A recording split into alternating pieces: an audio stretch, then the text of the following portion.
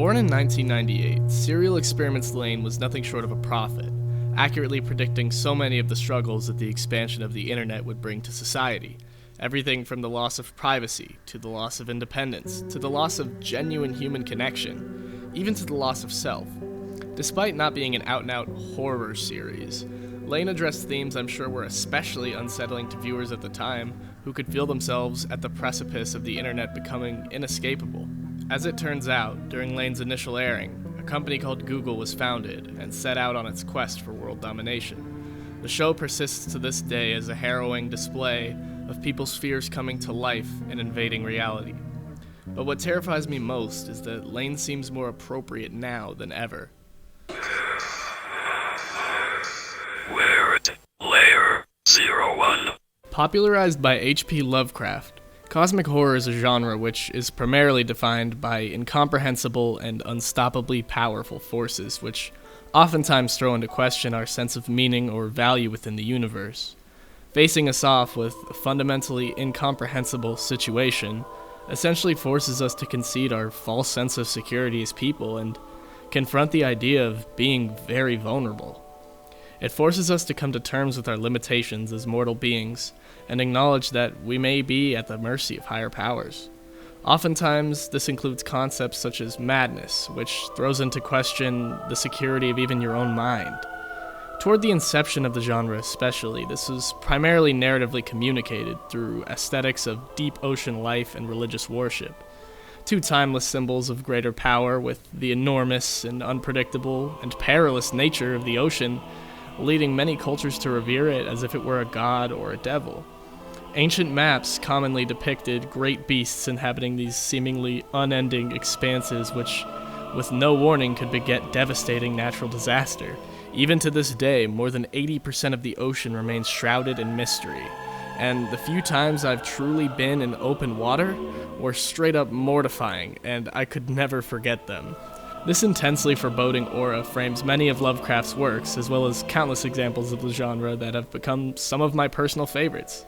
This includes Angel's Egg, Little Nightmares, and some of the most memorable areas in Bloodborne.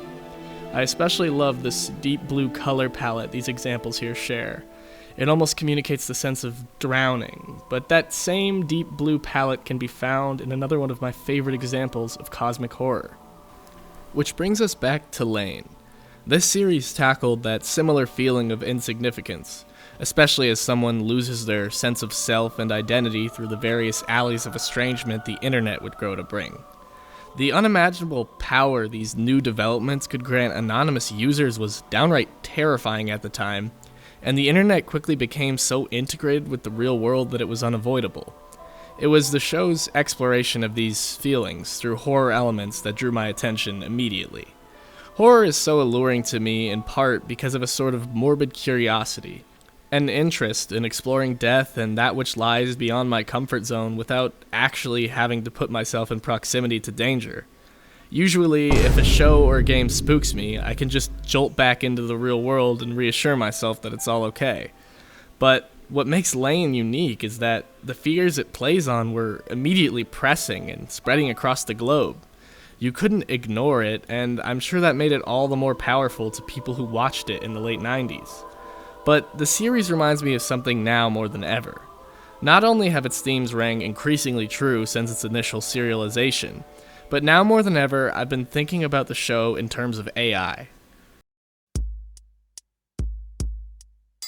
If you watch a single minute of Lain, you will be struck immediately by a massive sense of discomfort. It, for one thing, doesn't follow any directorial or screenwriting conventions that I'm aware of, but just seeing the uncanny cast of side characters alone will make you anxious. Lain's family especially seems to exhibit body language that just isn't quite human. They blankly and silently stare forward while standing still for extended periods of time, before speaking suddenly and abruptly returning to the background. As the shots linger on, you become on edge around the people that Lain, and by extension the viewer, should be most comfortable with. This is multi-layered, but I've interpreted this as allegorical to the relationships we form in a society dominated by the internet. We can connect with people from all over the world, but these conversations could never replace face-to-face interaction and the emotional enrichment it brings. Something is just missing online, and that's that it isn't quite human. For one thing, you can't be sure whether the person you're talking to is really who they say they are, because it's so easy to pretend on the web. So a sense of uneasiness is arguably necessary. The opposite of this, however, is arguably much scarier. As you build an online presence where you act a certain way and create a certain reputation, to much of the world that becomes who you are, and it will be very, very difficult to change their minds. As you lose control of that, it can be hard to keep a grip on who you even believe you are, what's real and what's fake, and it can leave you once again very, very alone. Beyond these examples lie myriad more disturbing realities faced by people witnessing the transformation of society. The feeling that your privacy is being jeopardized or even stripped away from you comes to mind. To bring this back to the sensation of cosmic horror, it puts you in a circumstance where you're essentially treading water, an unfamiliar environment you feel vulnerable in, at the mercy of anybody or anything far more acclimated than you. Lain actually predicts the existence of Anonymous and plays on the horror of that very concept. The leader of this Anonymous-like group and main antagonist of the series is Masami Eri, a loony scientist hell-bent on permanently merging the real world with the virtual and helping humans transcend the limitations of their physical bodies through digitization. Science has always pushed the boundaries of both ethics and comfort, and in the age of AI we may now find ourselves transitioning into, people's livelihoods are simply going to evaporate. Not only may it affect clerical, administrative, and coding jobs, but most unsettling to me, creative jobs. I took however long I took to write this script while I was sick, let's say a few days. ChatGPT could have written something like this in under a minute. Granted, it might be a little funky, but the technology is only going to improve from here, and that's pretty terrifying. Now, YouTube isn't my livelihood, obviously, or I would no longer be with us, but the idea that the special human quality I have, that AI could supposedly never replicate, might not be as irreplaceable as I thought, scares me. I started thinking about why this hits me so deep, and I came to a bit of a tentative conclusion. And that's that insecurity and having to face the unknown is terrifying. That's why cosmic horror works. It faces us against the absurd. One of the most fundamental aspects of feeling secure as a human has always been being part of a collective. And one of the most important ways to ensure that has always been to provide something that the collective needs or values, most often some kind of job. We work in groups to each play our own part and benefit each other, and while this thought process may seem more abstract today, we rely more on each other, and especially technology, than ever. The notion that AI could be able to replicate even human creativity at some point strikes me with the mortifying notion that there may not be a point for me to be here, a reason for the collective to even keep me around. We as individuals become less valuable as society and technology develop, and it's finally getting to the point where it's so clear that I can feel like more of a weight than anything. People are often afraid of AI because they fear it may take over the world. I don't really have a stance on this, but these people who know nothing about AI oftentimes fear that it will grow to see mankind as some sort of scourge that needs to be cleansed from the planet. Deep down, I think that's a very human way to look at things and to look at ourselves, and I think there's value in recognizing that. How easy is it for us to see ourselves as total dead weight? And is this more of a personal viewpoint than anything? AI is obviously scary simply because it presents so many unknowns. It isn't hard to understand that. It's the modern-day ocean of knowledge that individuals couldn't begin to wrap their heads around, and that's scary. But Eri, for example, desired to transcend humanity and eradicate the individual because he so badly wanted to connect. He was twisted and couldn't bear the insecurity of uncertainty that being an individual in the new world brings.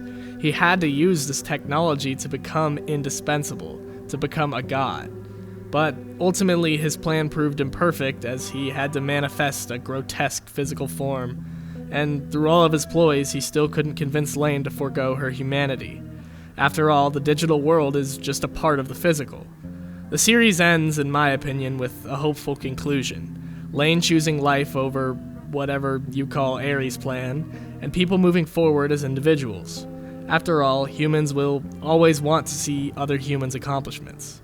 Look at sports. There's nothing optimal about the way football teams go from one side of the field to the other, but millions of people still watch it. There is hope to be found in AI and the new opportunities it may be able to provide even.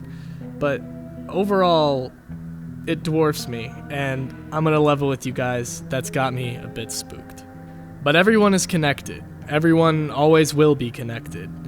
And as long as we look after our fellow man, we should be able to prosper, because it seems like we're all seeking out that same sense of security anyways. Serial Experiments Lain is a show that used an empty, scared feeling to leave a massive impression on the audience that still rings true decades later. That being said, I love the internet, as it allows me to connect with you all, especially my gnarly patrons, B, Godfather, Some Goon, Hermit's Nook, Artemis Locke, and Trey. Thank you guys so much for watching this video. Put your thoughts in the comments and we can have a discussion. And smash that subscribe button almost as hard as you smash that notifications button. Past that, have a good day, guys. Toodle pip.